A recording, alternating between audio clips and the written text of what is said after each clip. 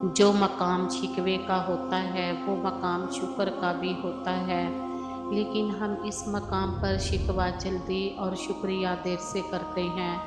हर हाल में अल्हम्दुलिल्लाह कहने की आदत बनाएं। जब ठोकर खाकर भी ना गिरो तो समझ लो दुआ ने काम किया है। बहलोल से किसी ने पूछा कि कब्रिस्तान में क्यों बैठते हो? बहलोल ने जवाब में कहा, मैं इनके साथ बैठता हूँ जिनकी तरफ से मुझे कोई तकलीफ नहीं पहुँचती। नंबर 1 इल्ज़ाम नहीं लगाते, नंबर 2 हसद नहीं करते, नंबर 3 झूठ नहीं बोलते, नंबर 4 ताना नहीं देते, नंबर 5 खयानत नहीं करते। और सबसे अच्छी बात ये कि जब मैं यहाँ से उठकर चली जाती हूँ तो पीठ पीछे मेरी बुराई कोई बात नहीं करता।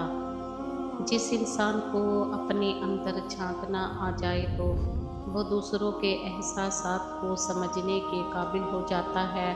इंसान जब ज़िंदगी के इम्तहानों से गुज़र कर पत्थर हो जाता है तो कोई दिल दुखा दे तो बुरा नहीं लगता। फालतू की सोचें हैं एक इंसान पर सबसे बड़ा बोझ होती हैं।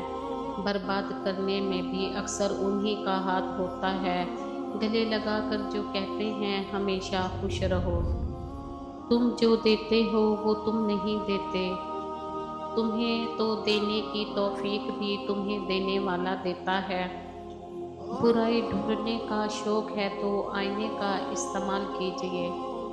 हज़रत अली ने फरमाया, सारी दुनिया के सारे लोग तुझे अपने फ़ायदे के लिए चाहते हैं, सिर्फ तेरा रब है जो तुझे तेरे फ़ायदे के लिए चाहता है।